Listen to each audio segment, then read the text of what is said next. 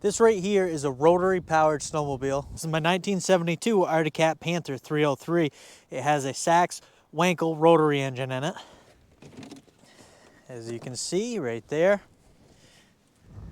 A little windy out. I'm going to be removing this engine today. We're going to be tearing it down, inspecting all the parts, replacing crank seals. We're going to go through the carburetor. We should do some other servicing on this thing because I have not since I owned it. It is windy out today. But you can see this thing's really shining. I keep falling through here and that thing stays right on top because it's so light. If we look under here, it's got an 18-inch wide track, cleated. You can see it's in super good shape for the year of this thing. This was a barn find. This has been sitting in a barn for a long time.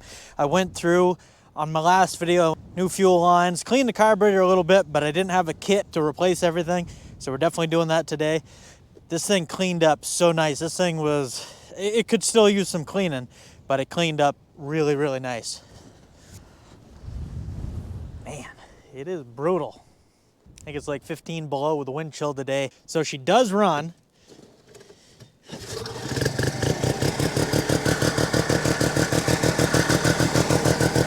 Right there. A little bit high idle. Of course, I got the choke on a little bit. It's cold. That's how it should sound, a little bit idled down though. But when this thing warms up, it doesn't idle as good, and the idle's very smooth. It's not how it's supposed to be on these from what I'm understanding. So I think we either have some fuel issues still or some crank seals that are bad. These are probably original in this thing, so she's over 50 years old. You can hear it starting to idle down, but she's over 50 years old, so it could definitely use a good tune-up. Very neat sled. We'll bring her in the garage and get to work.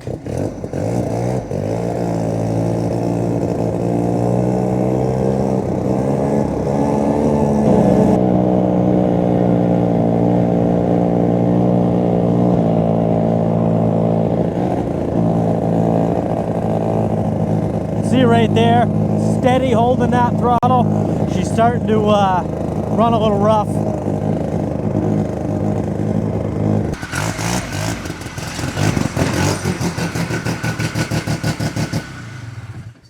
Get to work. So I was planning to put this on the sled lift, but it's too narrow to fit on the lift. So we'll just work on the ground, I guess. Get this thing opened up. I haven't had this engine out yet, but it looks very simple to pull. So we are going to have to pull this exhaust, so I'll just spray a little PB blaster on the studs. Disconnect the big wiring harness, one plug. Carburetor can actually stay right on here, but we got to pull the choke. We just loosen that set screw, pull it on out of there. We got to remove this throttle cable. So we'll loosen that nut.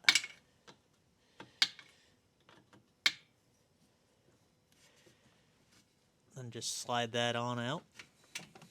Then right here, flathead screwdriver. Loosen that up. This will pull right on out of there. We're going to disconnect the fuel line. Just pull that out. Just going to tuck that up in there.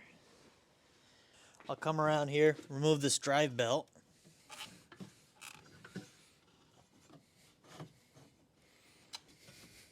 Get that drive belt rolled off of there. Now I know we're pulling the engine anyway, so it doesn't matter, but if you want to remove this drive belt, you'd either have to pull the clutch or this brake assembly right here, as there is no clearance. I mean, there's very little clearance in between there. You can't get the belt off. We're going to be changing crank seals anyways, so I'm going to remove this clutch now. Now, obviously, I could leave this on, loosen the engine bolts up because they got to come out anyways, but the clutch has got to come off, so we might as well do that. It'll give us a little more room in here anyways. It's our clutch puller.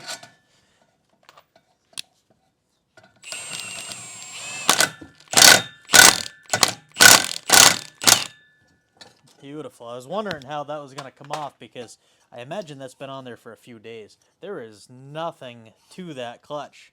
That is very, very lightweight. Now we can go ahead and get that drive belt out of there. You can see they got some kind of counterweight on this engine, so we're going to want to take note where that is. Oh, it's right on where the keyway is. Is there a keyway on that clutch?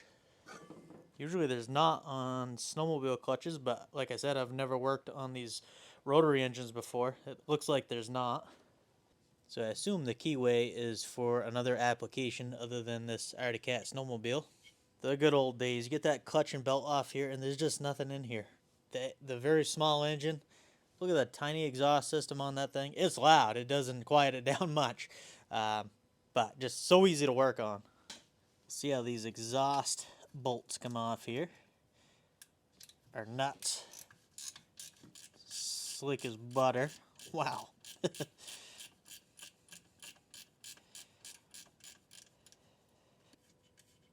don't want to jinx myself yet because we still got another one, but that came off super smooth.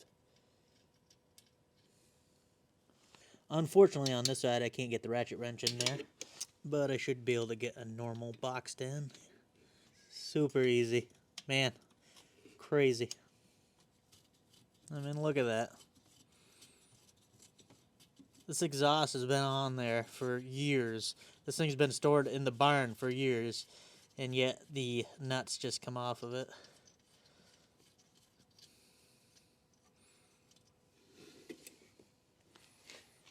I've had 4-year-old machines that come off harder than that. Alright, well, I believe we just have 4 engine mounts to take off, and then this thing can be plucked out of here.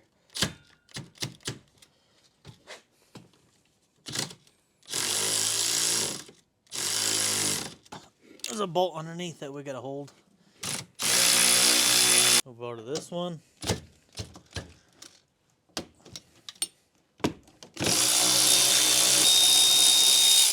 Take that one out. We'll move to this side.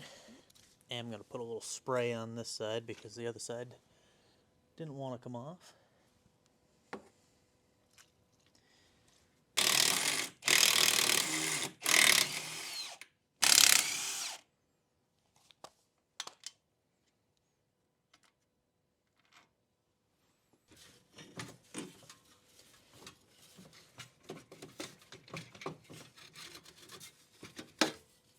I mean, look at how easy that come apart.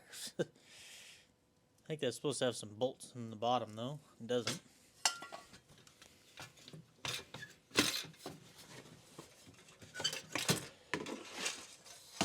I mean, it just slides right apart. I think we can just pluck this on out of here. I think I could have made it a little easier than doing this. I don't know. First time, so. Let's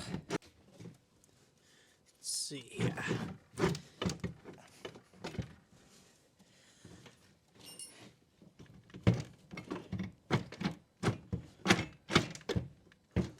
There we go. That was easy. All right. So we got a few new parts we're going to be putting on this thing. If you saw the first video of this Panther when I first got it, it was not running. It didn't have spark. It didn't have fuel. Replace the fuel line. That was all that I needed to do for that. As far as spark goes, I ended up cleaning the points, adjusting the gap because it was too close together, put it back together. It still didn't have spark. Pulled it back apart, tested the capacitor or the condenser, and it showed bad. So I went over, I had an old 399 Rotax engine, had the same condenser in it. So I ended up replacing that, used one, put it in here, and then she fired right up. It was running pretty decent. Obviously, it's not running the best, but it's running pretty decent. I was driving around the field with my daughter, and I got back. It ran fine. Got back, shut it off, went to start it up again. Would not start. It was, what's going on? Ended up pulling the spark plug, checking for spark. I didn't have spark, so I pulled it back apart. Ended up changing out brand new points, brand new condenser, and then it fired up. And I haven't had a spark issue since. The reason I mention that is because if you saw my last video, I told you I was going to replace the new points and condenser, and I already did that off camera. But I haven't actually got into this engine yet. Haven't got into the carburetor, not really. So we got a carb kit. These are a little pricey for the kits. They're like 50 bucks for that thing, but at least it's available. Same thing, the crank seals, 50 bucks for those. And then this is just a external ignition coil that I bought a new one, but that one seems to be working fine. I don't know if I'm going to replace that or not, just because that's original. I think it is anyways, and it's working fine. Curtis Wright Corporation. Get to ripping it apart. First things first, going to remove the carburetor.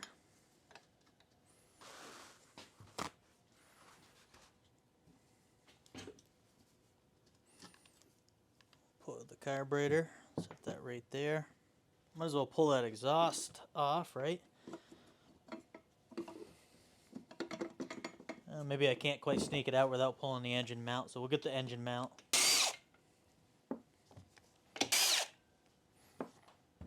Yeah, I think I probably should have just pulled the exhaust, pulled these 4 bolts, these 4 engine mounts, and then I would have been done. Actually, that one's a little hard to get to, I think, with the exhaust in the way. Never mind, there we go.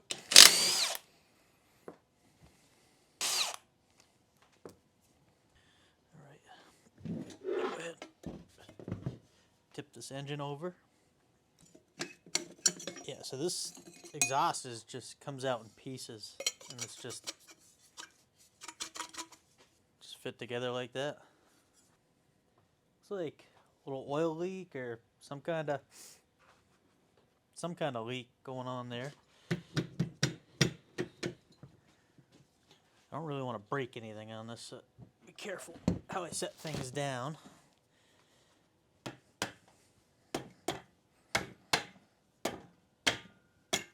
we go. It's actually a pretty heavy engine mount compared to what I thought it would be. Put that back in there. I might put the mount in first and then put this in here afterwards. Like I was saying, I probably should have, but I don't know if it's leaking in the case.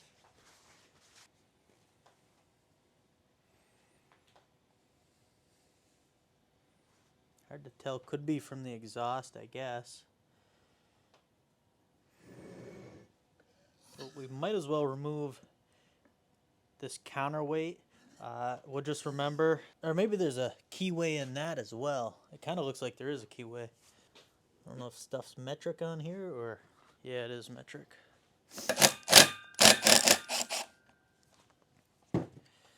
That loosened up. Pretty sure there's a keyway in there. Definitely, that's good. So we can't mess that up. We'll mark this side as outside. I know it's hard to tell if it is or not, but it does look like the crank seal was leaking here.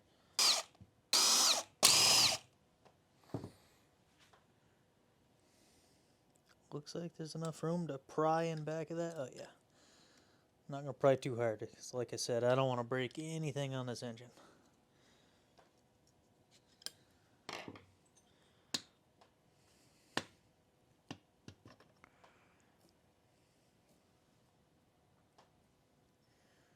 So yeah, that's the seal right there. Looks like a little water in the engine. See that little droplet? Not the best thing for it. And no tears or anything. We'll make sure we clean the end of that crank off. So now I'm going to remove this housing.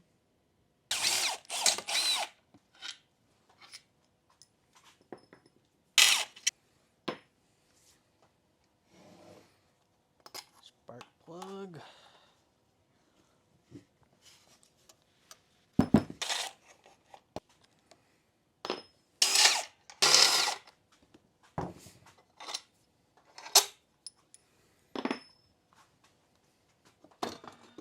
All the side casing can come off.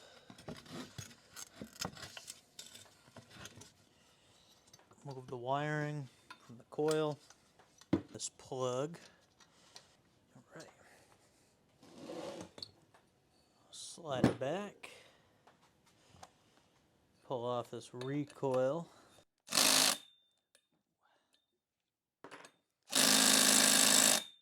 Thing's on there. Pull out the 1/2-inch impact.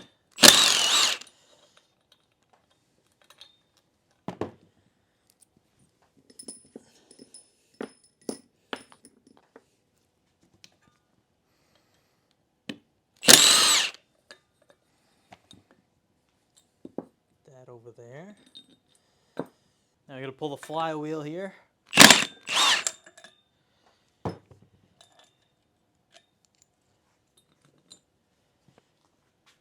need a puller for that. Get our puller up here. Thread some bolts in. And there. Don't want to thread them in too much because we'll damage our coils inside, but you want to thread them in enough to get enough grip.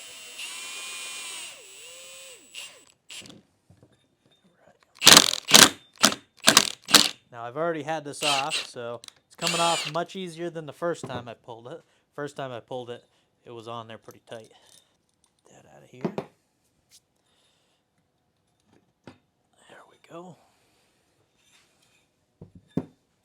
As you can see, new internal ignition coil, new condenser, new points. So that's all new. And change out the lighting coil. It seems to produce good power to the lights, so that should be fine. So there is bolts in back of here. We're going to have to remove this. Somebody has certainly tried removing these at one time, and it was not me. I haven't had to go further into that. Like I said, I just replaced this, new points, and the condenser. So hopefully I can get them out. I can get them out one way or the other anyways.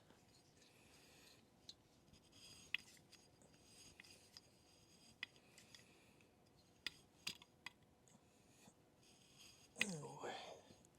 It's sticky, but it is turning. Whew. That one is coming off easier. That one I'm having a hard time. There's that.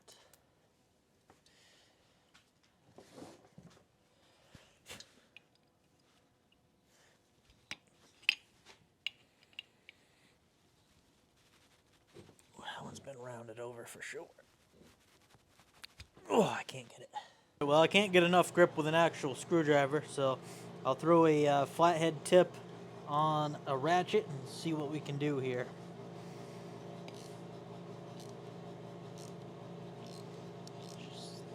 I don't even want to say anything. It's coming, but doesn't mean it's not going to break. Oh, that's a sticky spot. I think I'm going to give it some lube. A little lube down inside there, same thing in there. I'll tighten it up a little bit to try to work it down.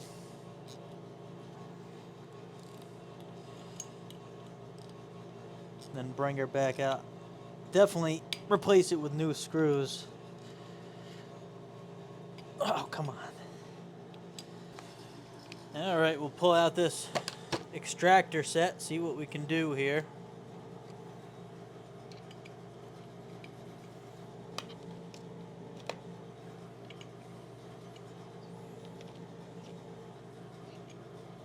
Hammer it on.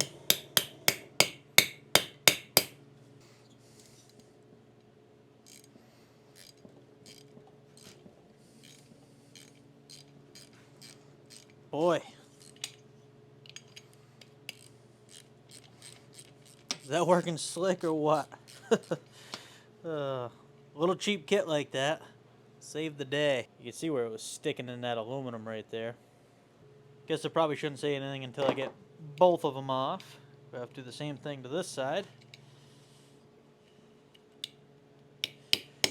Hammer it on. Try not to damage my coil here. Slick. Oh, why did I say that? Snap the bolt, so we're gonna have to do a little thread repair. But hey, it was at least getting it out where the flat screwdriver was just rounding over. It kept rounding over no matter what. So good little kit. If you guys are interested, I'll leave a link in the description where you can get this. Definitely not a high-end kit, but hey, for the cheap money that it is, works great. Now we should be able to lift this plate off, I believe. Don't see anything else holding it. Unless, yeah, no. We'll remove this. These bolts actually hold this plate on. And 4. go.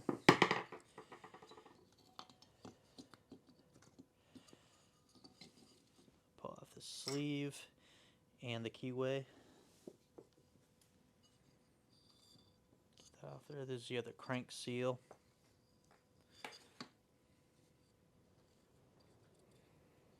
Set that over there. Alright, now we'll zip off the rest of these bolts.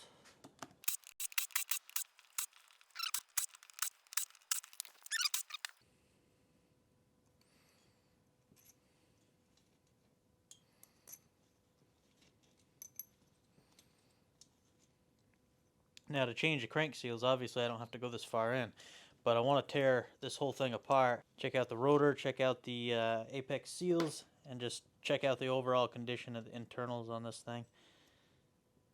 Alright, nothing left on this side. Rotate it over here, and doesn't appear to be anything here, so I think we can take it apart. I'm not sure which way this crank's going to go out, so I'm going to remove this clip. There's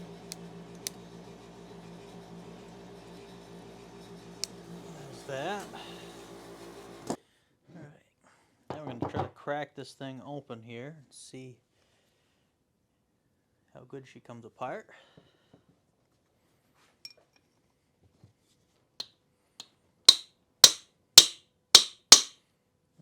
Got a cracked edge here, perfect. Rotate it.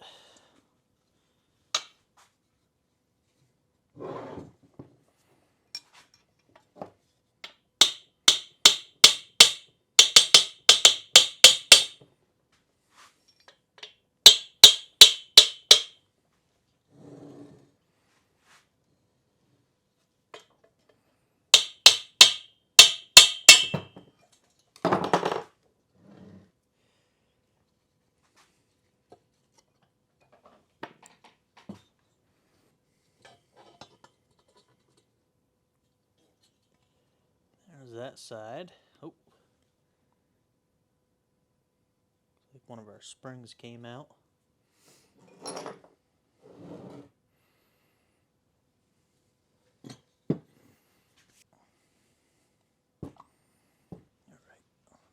gently bring this down here.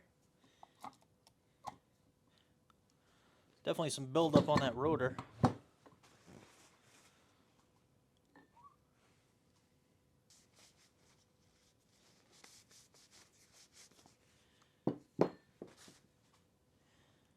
So I lost one of these springs, but it looks like it should have two. Oh, the other one's on this face here. Okay. So they should go right in there. Don't take anything I say to heart on this thing, because I don't know anything about these. I really don't. This is the first time ever tearing into one.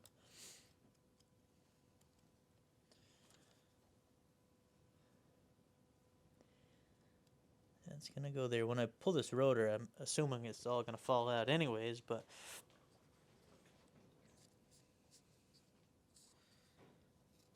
kind of remember that this side goes towards this end of the rotor here.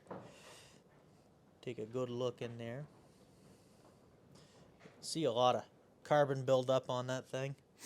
Alright, I'm going to try to pull this out.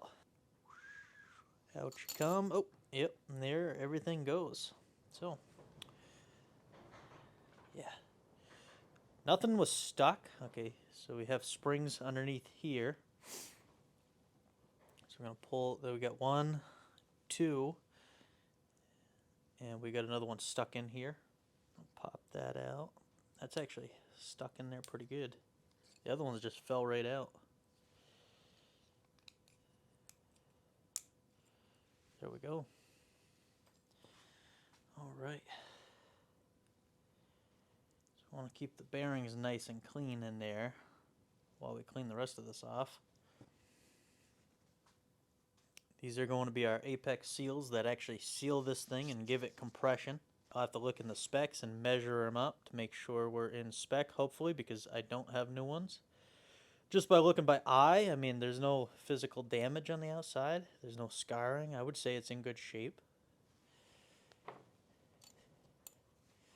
then again, like I said, I don't know much. I don't know anything about these things, so.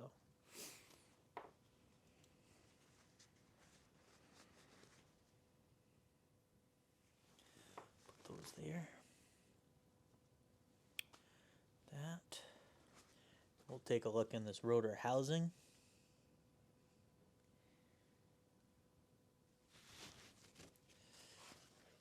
I'll get it wiped out and cleaned up so we can get a better look at it.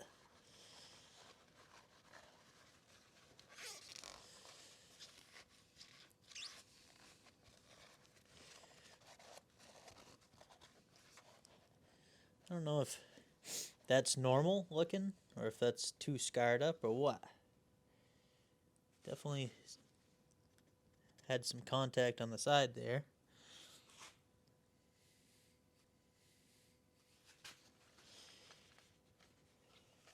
Where's the exhaust? Exhaust is right here. And then your intake is going to be, must be right here. Yeah, comes over from the side. Intake's right there. Spark plug is right there. And this is the other side of that rotor housing. As you can see, same thing. I can pick it up a little bit. Actually, I can pick it up quite a bit right there with my fingernail. And it is a pretty good edge there. But, I mean, she was running, and it was running fairly well. So, I mean, we are just going to put this back together. I definitely want to clean all that carbon up on the rotor because it is pretty caked in there. So what I'm going to do here is I'm going to put top. And then I'm going to take these out of here because there's top ones and bottom ones. I'm assuming they're the same thing, but I'm going to put them back where they belong.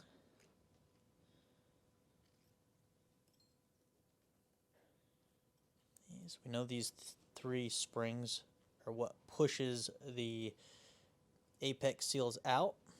And one of them was partially stuck in there. Oh, we got like shims in there as well.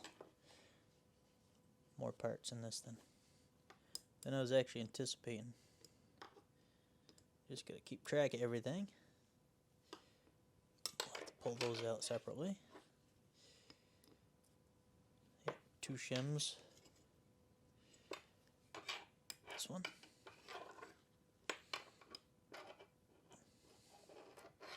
2 shims. Alright. And this one actually came from the bottom here. A little different from what I'm used to working on. Alright. So this, yep, came off this side. Pull that. Obviously when I'm pulling this off, the shiny side was out. Hopefully the shims are still in here. 1 shim.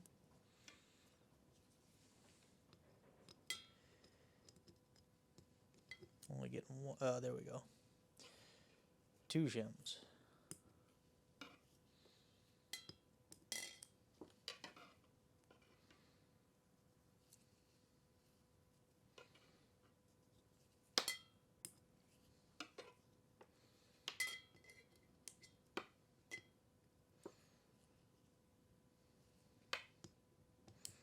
Those little shims are very thin. They'd be very hard to find if I drop one, so we're going to keep them right up in here. Alright, so I'm going to try to pull this bearing out of here.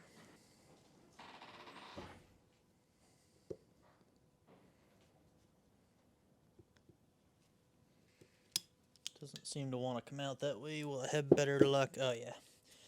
So these, like I said, I don't know anything.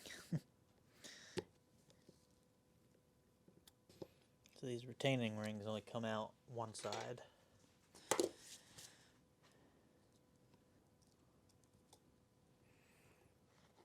This is the top. Remember that. This is the bottom. I'm sure they're the same thing, but we're going to put them back exactly how they came out. So keep them just like that, and they're going to drop in just like this. Then I don't have to worry about getting any of that crud in there while I clean this rotor off. So if we go ahead and open up our book here. Alright, so here are the apex seals. The apex seals are to be measured at positions A, B, and C. So A, B, and C. If we grab one of these, the original measurement is 0.2363. Permissible wear is 0.0157. Sure we're zeroed out. Right here we're at 0.209. Check here. 0.21 in the center. 0.211.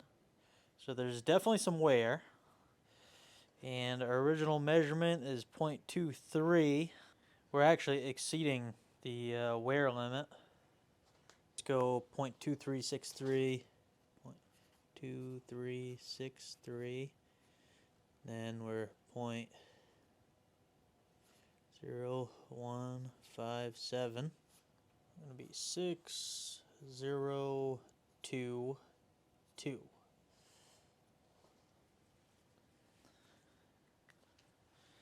So the minimum on this should be 0.2206. Unfortunately, we are 0.21, 0.209, 0.2209. Now let's check the other ones as well.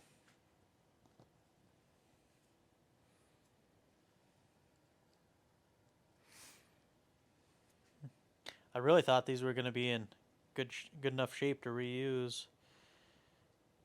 0.209. Yeah, so these are looking to be pretty even across the three.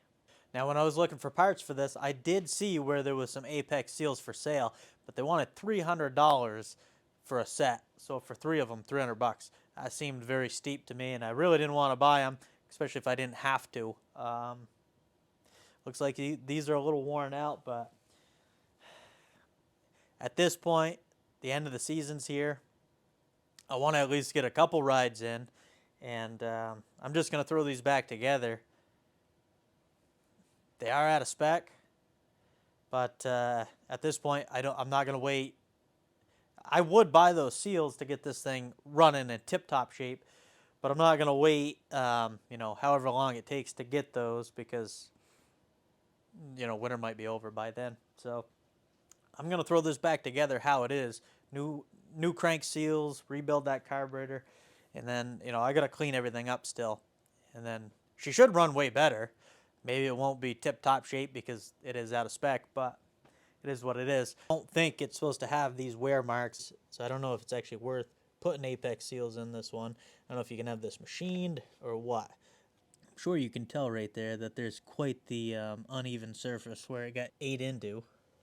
Like I said, I'm going to clean off this rotor because it does have some buildup on it, as you can see.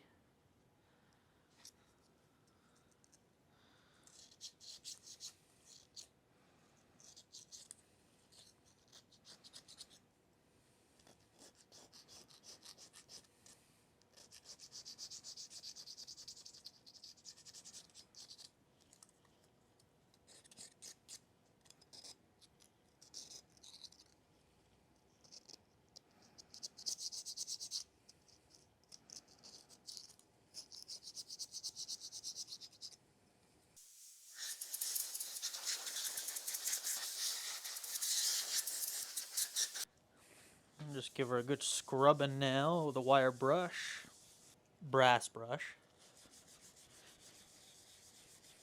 While I was cleaning this up, I just found some more springs underneath here. Pull those out and get them cleaned up.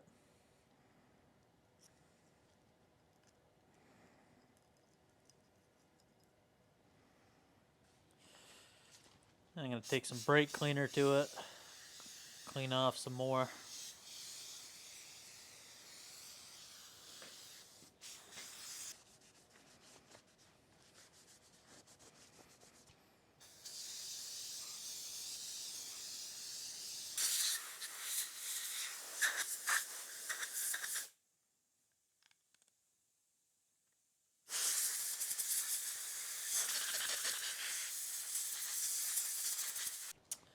It's as good as I'm going to clean this rotor. Now time to clean the other parts up.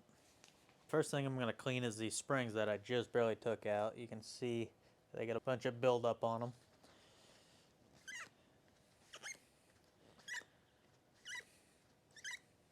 I want to be careful. These are very delicate parts. Definitely want to be careful with them because I have no replacements. And as I said, these parts are expensive. Now, that $300 set of Apex seals, I don't even think it came with the springs here. I think it was literally just those 3 Apex seals.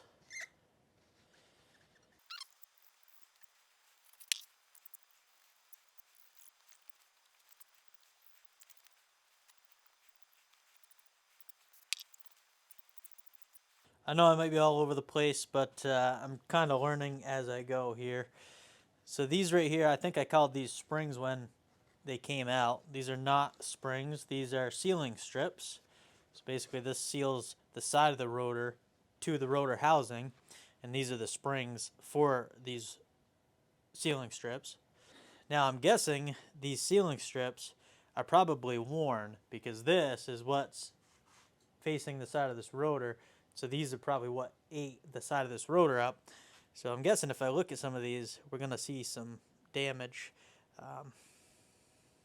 But I can see some like stutter marks there. Just going to quickly clean these off. There is a service limit on these as well. Original measurement should be 0.0944 inches, and the permissible wear is the same amount as that, 0.0078. Let's check. So we're at 0.091, and the original measurement should have been 0.094. So we're about 3 thousandths shy, and we're allowed up to close to 8. Good there. Just gonna check these ones real quick. Like I said, we're reusing all this stuff because I don't have a choice right this second. 0.009. 0.009.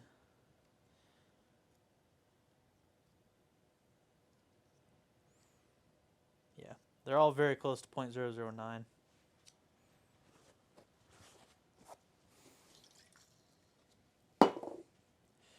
So we'll go ahead and clean all these up as well.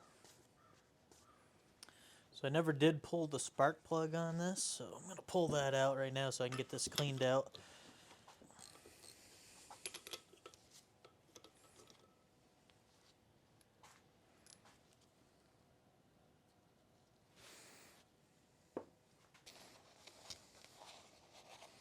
Now I was looking in the book, and I don't see anywhere in there that it says to apply any type of sealant when you're putting these two rotor housings together. I don't see anything. Now if you look where the old bolt holes were, it does appear, to me anyways, it looks like there was some type of sealant there. But obviously around here, it's nice and smooth. Same thing around here. Maybe a little bit of stuff there. I don't know. I'm going to do a little more research before I put it back together because it does look like there was a very thin layer of something at one time. And the old girl's 53 years old, so obviously there's probably some imperfections in the housing.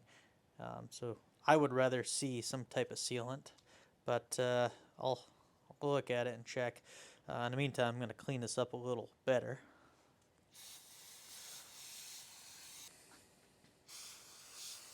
Get the outer housing cleaned off too. Seems out to me it did look like it was leaking. Something was leaking there. It could have been the exhaust. See, that's wiping clean. Now, I'm certainly not going to take a brush to this. I'm just going to take some brake cleaner and a rag. Clean her up like that.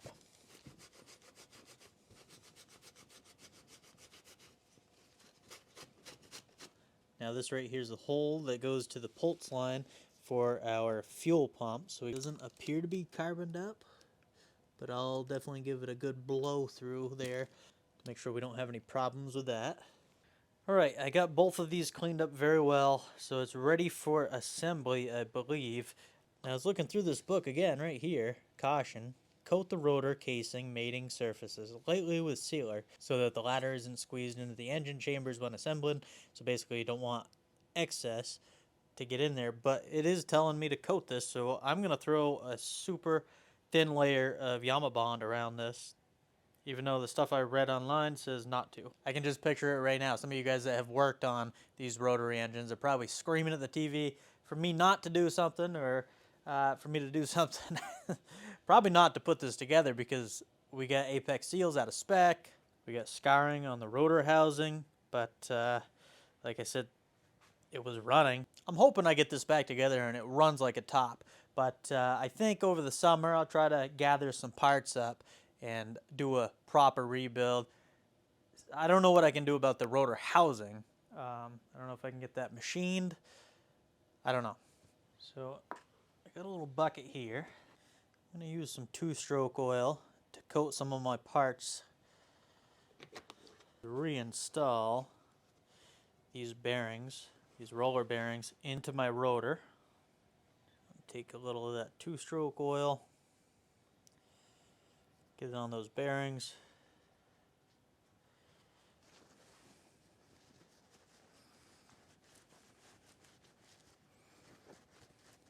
Clean those off a little bit as well.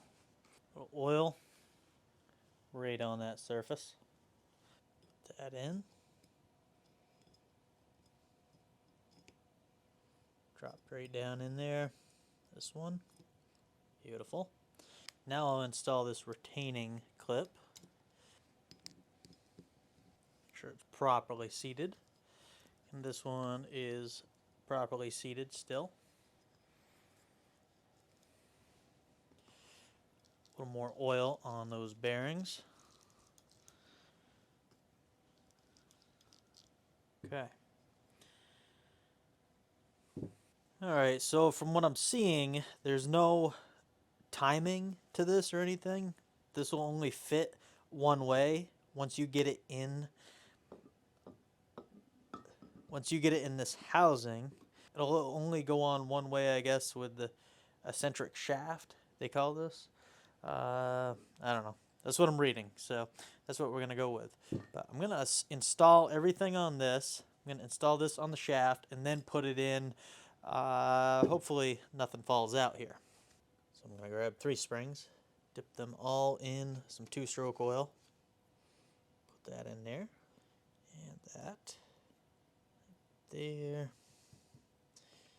Now these are the bottom ones. I'm going to go shiny side up because that's how they came out. There we go. And we got one more. These little guys here. I guess they're not even shimmed. They're not shimmed. They're springs to push this out as well. When you set them in, the ends are supposed to be facing away from each other, so I'm assuming just like that. We'll set that in.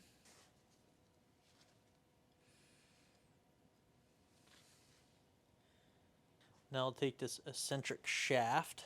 I had already gone ahead and cleaned it up the best I could. And of course blew all the holes out. There was actually a bunch of carbon inside these holes here, but I cleaned that out. Plenty of oil on the shaft.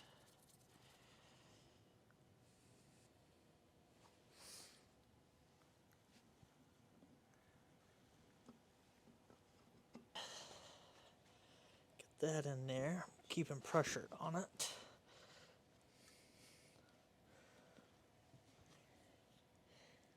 I'm going to put the shaft in.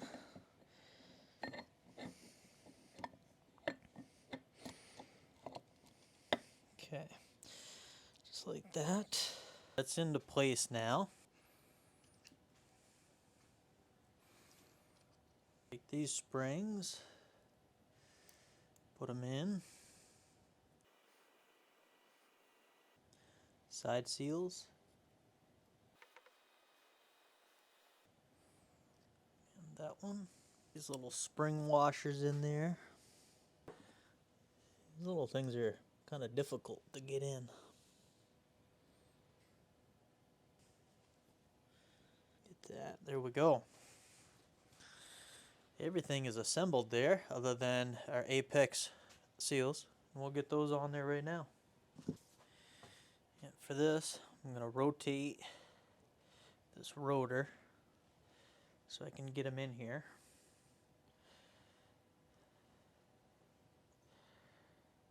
The seal and the spring assembly here is going to go just like this. So I'm going to sneak that in there. Try to.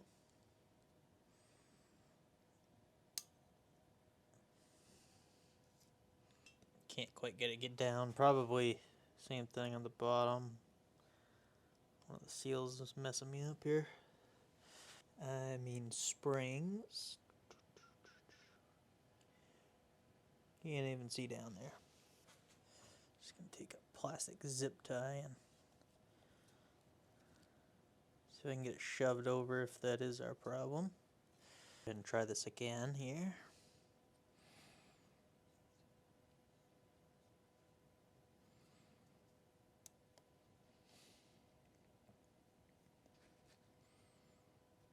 Here. I'm gonna rotate this.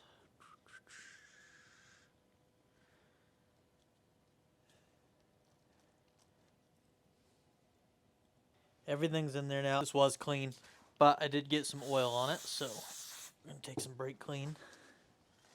Clean off all the oil around it. Gonna dump just a little bit of oil in there. I use this Yama Bond on all my crankcases. There's obviously Honda Bond, there's all kinds of different stuff. 3 Bond. I just prefer working with this. Put a very small amount on.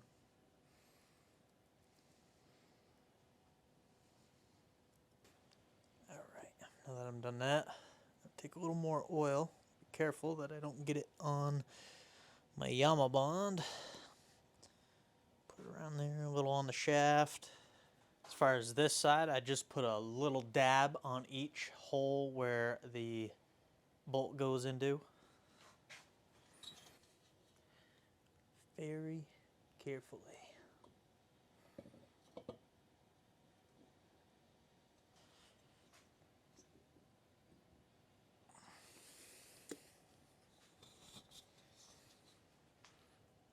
I'm using an old junk cylinder so my crankshaft can go down into it.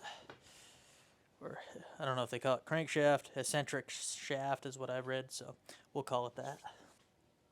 Now it looks like there was some sealant right here. I'm just going to throw a little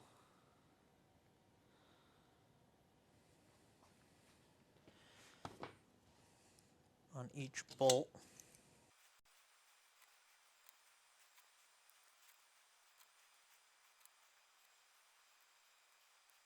Because there's so many, I'm going to start them with the impact. Just get them somewhat close to being snug.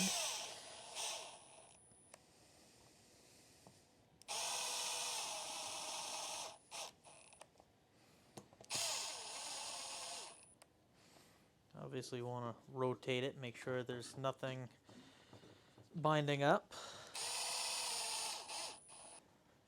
Now we're going to torque all these down to 5.8 foot-pounds.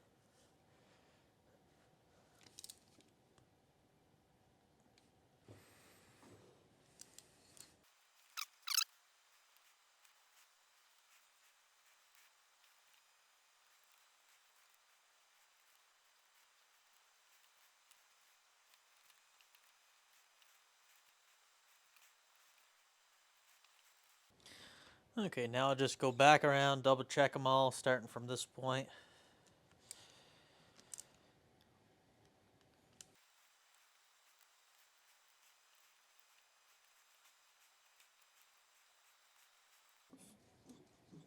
Still rotating smoothly. That's what we wanted. I did have to double check which way this went. So basically if we swing this around, fuel pump up, this is how I was working on it. And this plate went just like this. I'm going to put a new seal in there. I already got the bolt out, had to heat it, take some vice grips to it. Seal's nice and flush, so we're going to put the new one in flush. In the new one goes. Now I'm going to apply a small amount of grease to that seal. And we'll just sneak it down on here carefully, just like so. This is actually torqued the same exact amount as the rest of these.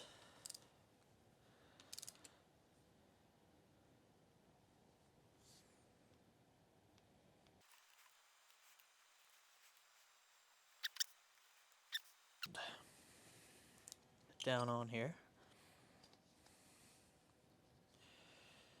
This goes like this. As you can see, we have a notch there because we can turn this to change the timing on this, but we want to be right where we were. Now we'll install this sleeve. Now this is what activates our points here, so that's going to go down on there. Now unfortunately I couldn't find any of these small screws to hold this plate on. That I was looking for something with like a hex head or something, but I couldn't find one. Well, I mean I could, but not with a low profile, because if we go too tall of a screw, probably run into our Magneto flywheel. Tighten her up.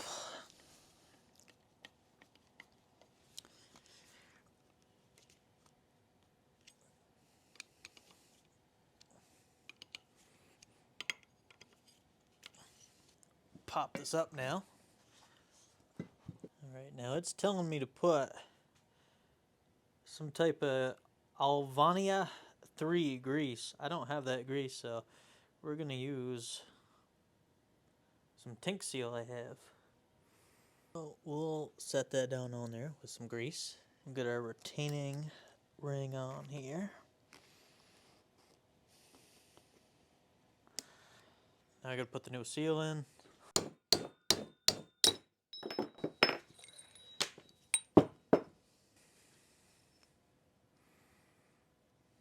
Lubricate this O-ring as well. Slide her down on there.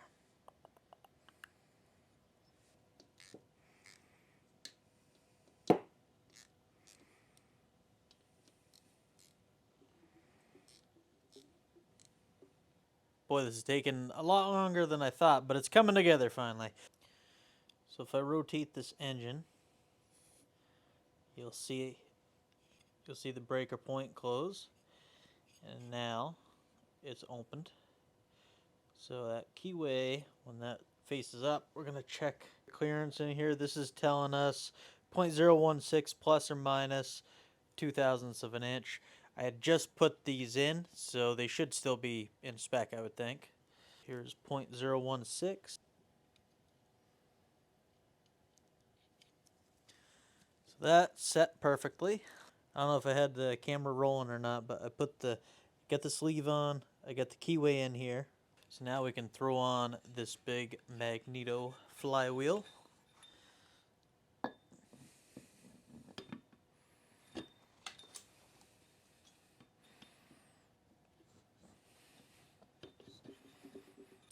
Washer, nut.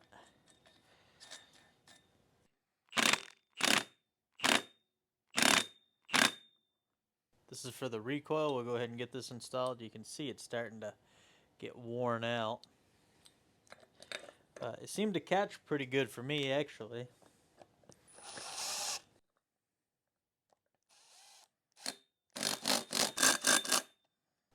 Here's our recoil fan shroud assembly. Make sure we put that rubber grommet into place. I don't want to pinch our wires. It should just go on slick like that.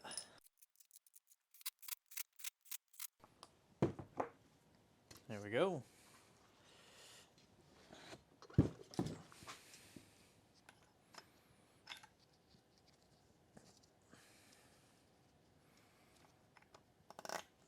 rotate the engine around again.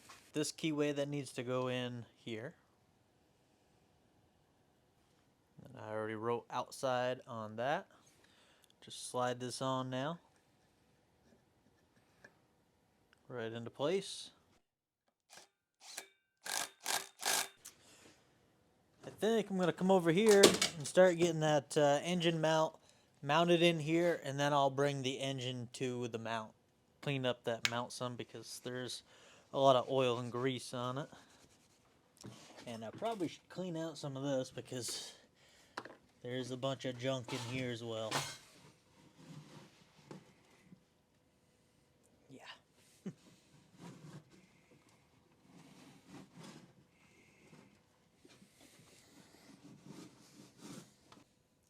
Clean the bulk of it out, but like I said, this summer I think I'll take it all apart, clean it out really well. I'm going to go ahead and throw the exhaust on here. Steel was made better back then. Now, I know I don't have a new exhaust gasket.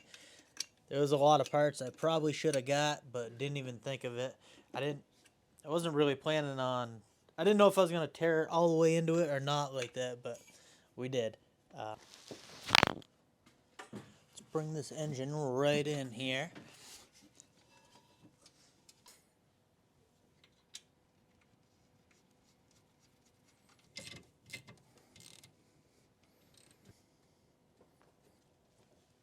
Alright, let's get the exhaust on here. Right in there. And then this will go on. There. Engine's mounted, exhaust is mounted. Gotta get the clutch, carburetor, and then, well, hopefully she fires up. Gotta love a wiring harness that has one plug. This, like I said, I took it apart a little bit, but I didn't actually take the complete carburetor apart. So let's see what we got for 50 bucks. Looks like a lot of big thing of instructions and then a few little parts, but that's okay. I'm gonna mark this here, I'm gonna mark it there, and I'm gonna mark it there. And I'll mark the plastic.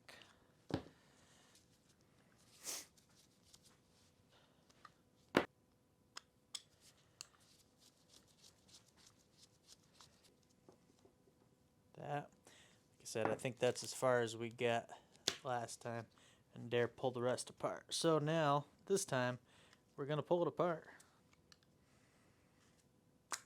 There.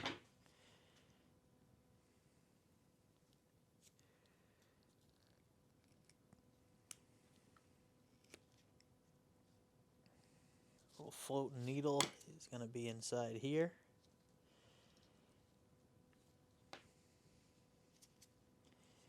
Spring. Ooh. And then that needle should pop off. There we go. Come in here. Pull out that seat.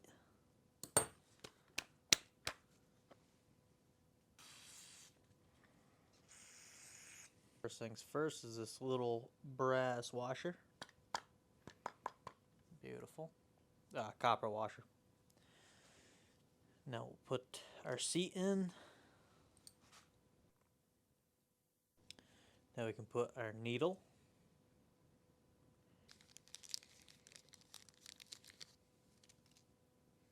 Little tiny spring. It's going to drop in there.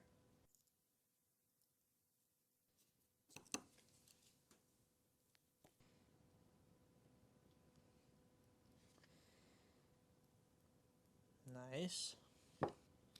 Peel that off.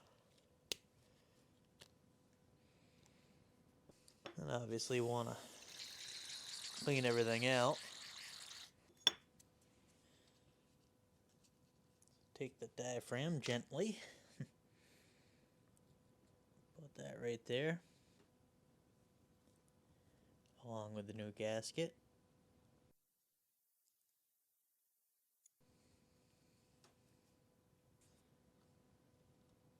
Okay, it didn't. So throw that on there. Now we need that new screen to go right there. Our new cork gasket will go right there. Then we can put this on. New gasket on, we'll install the carburetor.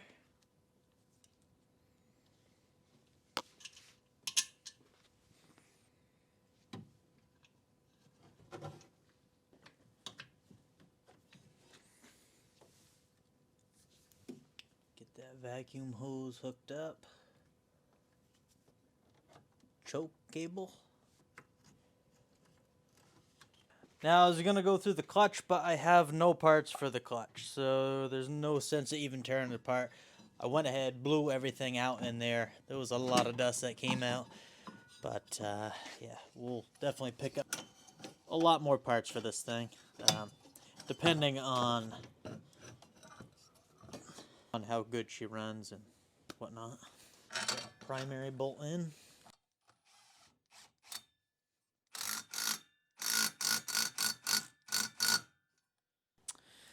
Alright, first rotary tear down and assembly.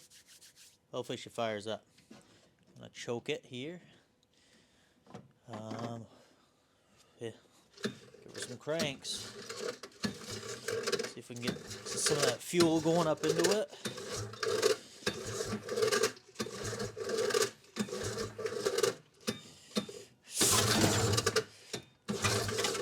It's almost started. Probably got to unchoke it a little. Very touchy.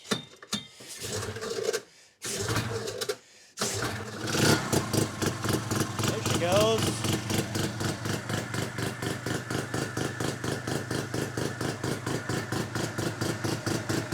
Well, she runs again. That's a good sign.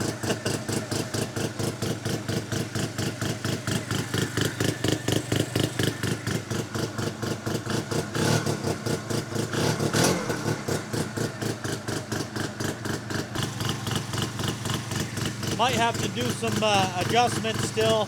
We'll find out. Get her outside.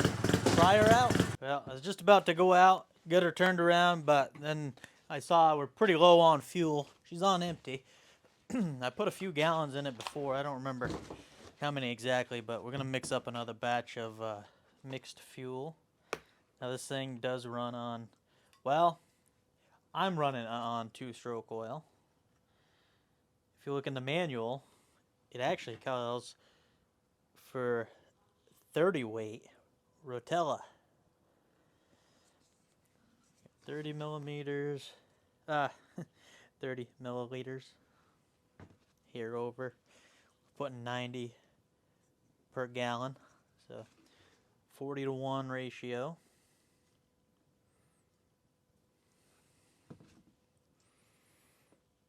There's 90.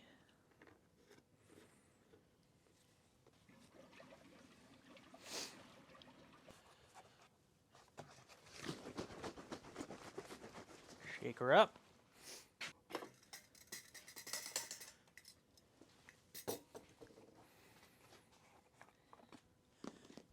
And we'll get her in there. Now these are very small tanks on these things.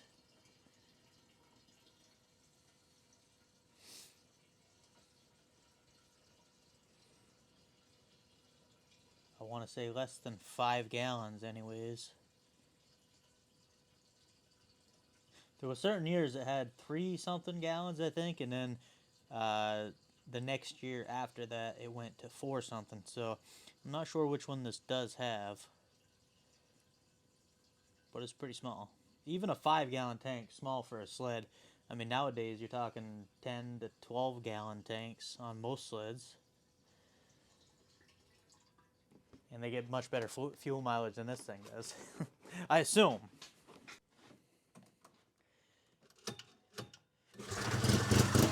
Alright, let's try it out. Boy, what a difference a couple days makes. Whew. So, when I started this project, well, you could see it was cold, windy. And like I said, I think it was 15 below the wind chill today. I don't even have a jacket on. I got my flannel. It's like probably 35 degrees right now. Oh, definitely opening up more on the top end, I think.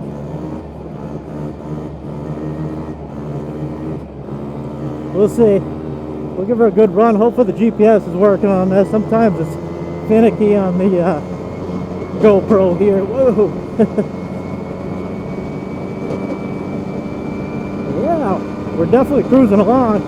I can hear that clutch opening up a lot more.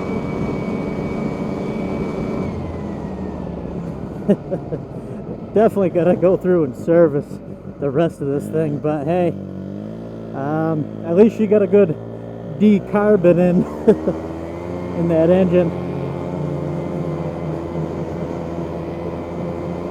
It sounds pretty good. We'll see about the idle situation. I got it set to the factory book said 1.5 because this has a high speed screw and a low speed screw. The factory settings was, oh that's right, this is steep. That's all right. Factory settings was 3/4, well, half to 3/4 on the Woo, yeah, we can make it. The Pilot, and the low speed, and the high speed was 1.5 out from fully seated. So that's set to where that is. These, you know, you go from 15 below, it's going to run great. You know, if you get it tuned for that temp, and then you go to almost 40 degrees, it's probably going to be 40 today. I think tomorrow's like 50 degrees. It's crazy, this weather. Spring is coming. Spring is sprung. You can see it's got pretty slushy here. Oh, I don't know if I'm going to want to go across that if it's out.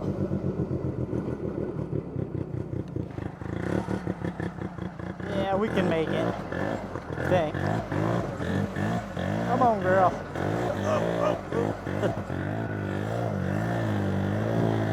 Our road's out, so we've the bridge is out on our driving road, so we've actually been using this for the vehicles. You see it's tearing it up a little bit, but it is some icy right here.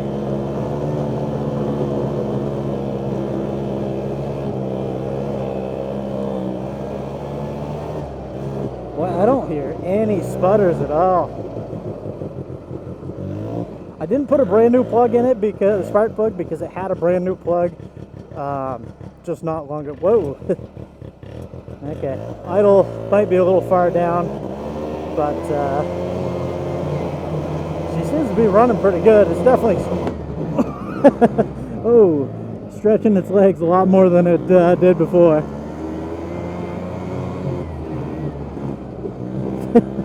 Okay, I'm doing some heavy bottoming today. Still fun sled though. Oh yeah. Oh, imagine driving like 20 miles in these type of conditions with this sled. You would be some beat up. Yeah. Oh, that one hurt. Still having fun.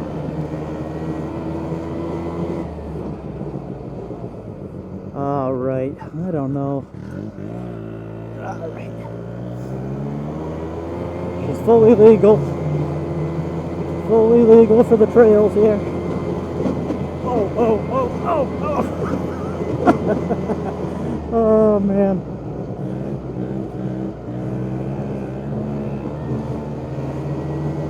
It's probably too warm for him to groom right now.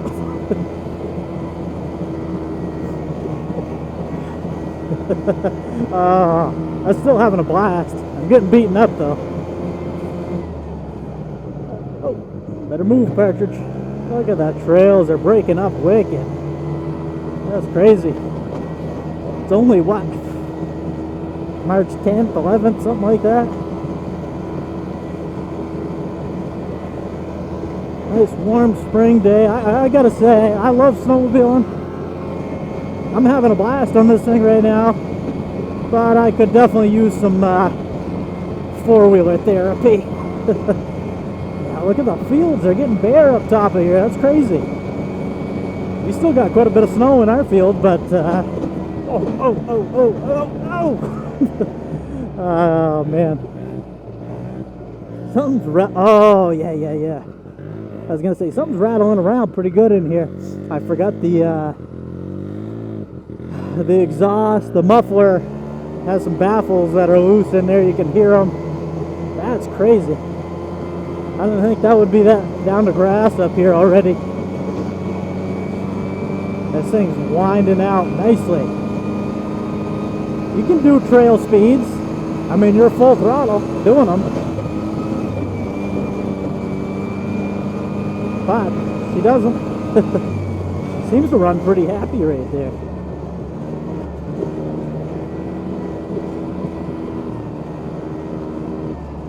I don't know about that housing. I didn't like the looks of it, but I think it seems to be running. I don't know. Like I said, I'm going to tear it apart this summer. Get some expert opinions. See if I should have that machine. I know a guy that could machine it, and well, he'd weld the aluminum and to bring it up, and then machine it back to its original spec. But it would be costly for sure. Oh yeah. Well, we might do that. I don't know. But yeah, as I was saying, so I'm running 2-cycle oil in, full synthetic Yamaha. I bought it for my VMAX. So plenty good oil for this thing. But yeah, the service manual back then, I couldn't believe it. It called for 30 weight oil. You mix that with your gas. And it says, there's a big warning on it. It said, you know, if you're going to store your machine, to shake it up before you start it again, because if you store it with like Rotella or any 30 weight oil, engine oil, it's going to separate, where the 2-cycle oil mixes good with the gas because it's designed to do that. The automotive engine oil is not designed to mix with the gas, and so it does separate. She's running good. I don't know about the idle. I might have to mess with that, but I figured I'd get her home, and then we'll do some carburetor adjustments if we have to. But it's running way better. Man, it's icy. These cleats, they're actually pretty slick. They slide quite a bit. But yeah, I can't believe 50 degrees tomorrow. Whoa, ho, ho. Oh, I'm getting cramped up. I gotta stretch out. There we go.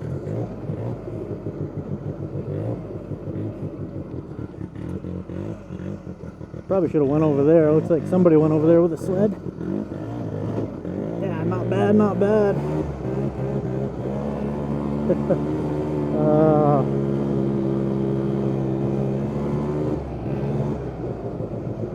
I don't know how many miles. I would like to actually get this thing trail legal. It is trail legal.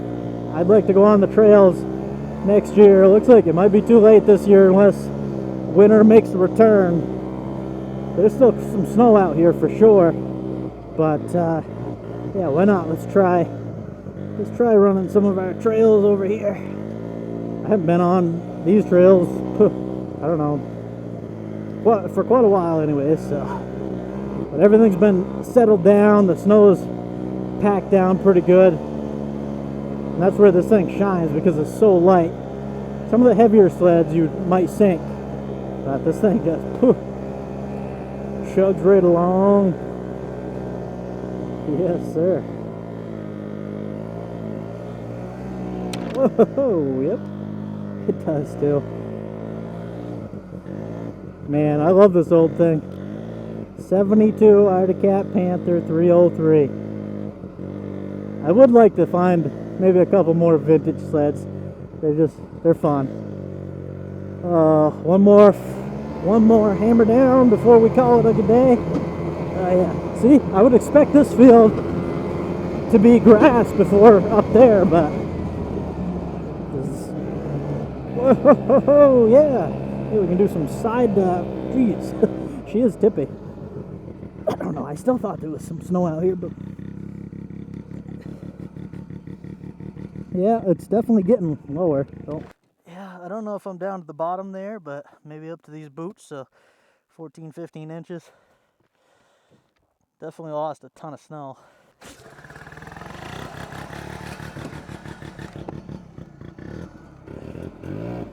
Well, I think we're gonna call it good right there.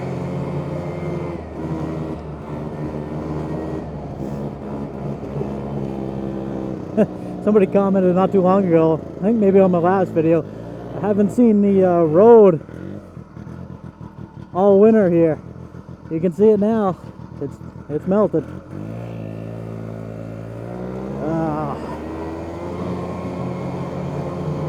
Hope you guys enjoyed this video. Oh, we got a little air on that one. And I'll catch you on the next one.